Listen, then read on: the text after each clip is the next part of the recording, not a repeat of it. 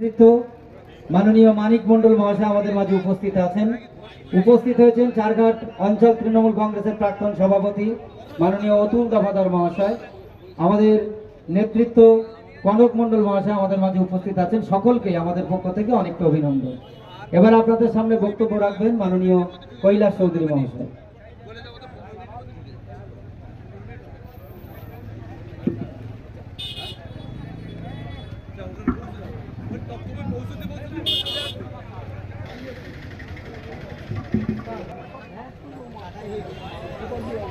আজকে সবার মাননীয় সভাপতি, মঞ্চে উপবিষ্ট সকল স্তরের সম্মানীয় নিমন্ত্রিত অতিথিবর্গ এবং এখানে উপস্থিত যারা হয়েছেন তাদের সকলকে শ্রদ্ধা, ভালোবাসা, প্রণাম জানিয়ে দু চার কথা বলি। আজকে আমরা এখানে যে জমায়েত হয়েছি সেটা হচ্ছে নারায়ণ গোস্বামী। তিনি হচ্ছেন স্বরূপনগরের ভূমিপুত্র এবং মমতা ব্যানার্জি যখন কংগ্রেস ছেড়ে তৃণমূল কংগ্রেস গঠন করেছিলেন সেই সময়ে স্বরূপনগরে তৃণমূল কংগ্রেসের জন্মদাতা হচ্ছেন নারায়ণ গোস্বামী। আমরা এখানে যারা উপস্থিত আছি কেউ আগে কেউ পরে সকলেই কিন্তু সেই তৃণমূল কংগ্রেসের ছত্রছায়ায় সবাই এসেছি। তাহলে বট গাছের গোড়াটা কিন্তু নারায়ণ গোস্বামী, এটা ভুলে গেলে হবে না। সবার অনেকে আছেন এখন এলাকার বিভিন্ন নেতা তৈরি হয়ে গেছেন তৃণমূল কংগ্রেসের, তারা অনেক জায়গায় অনেক কথা বলছেন, শুনি আমরা যে নারায়ণ গোস্বামী এখানে কেন আসবেন, তিনি তো স্বরূপনগরের বিধায়ক, তিনি অশোকনগরের বিধায়ক, তিনি উত্তর চব্বিশ পরগনা জেলা পরিষদের সভাধিপতি, তিনি কেন স্বরূপনগরে আসছেন।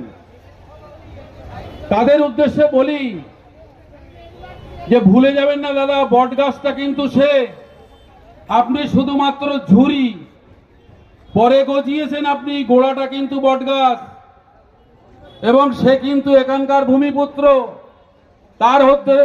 তার হাত ধরেই কিন্তু আমরা আজকে তৃণমূল কংগ্রেস, যে যত বড় কথাই বলুন না কেন তার সাথে আমরা ছিলাম, আছি এবং থাকব। আশা করি এখানে যারা উপস্থিত আছেন সকলেই আমার সাথে একমত। একটা কথা সবাই মিলে একটু জোর করে বলুন, নারায়ণ গোস্বামী জিন্দাবাদ, নারায়ণ গোস্বামী জিন্দাবাদ।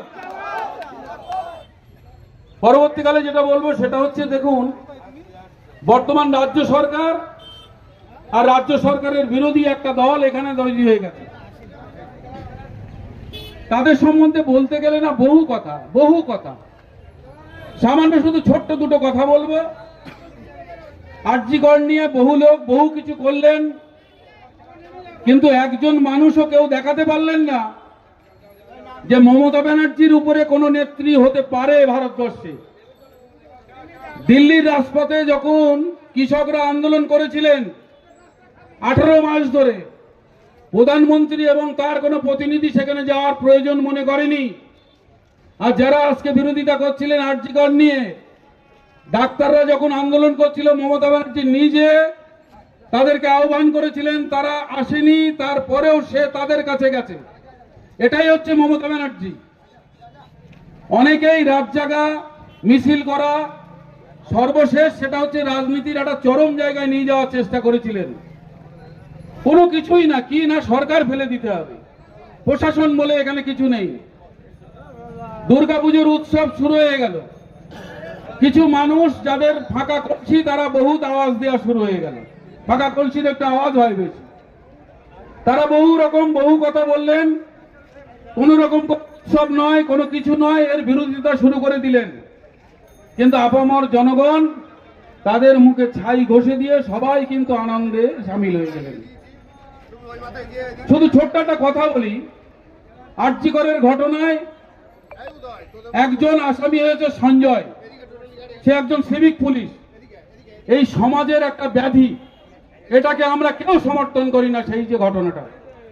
কিন্তু তাই বলে এই তো নয় যে সবাই খারাপ। আমাদের সামান্য এখানে চারঘাট ফাঁড়ি যেটা আছে, সেখানে এই যে মামন টামন যারা আছে এখানে, তারাও তো এখানে সিভিক পুলিশ, তারাও তো মানুষের সঙ্গে ভালো ব্যবহার করেন। এখানে যারা প্রশাসন আছে বলছে আইন শৃঙ্খলা বলে কিছু নেই।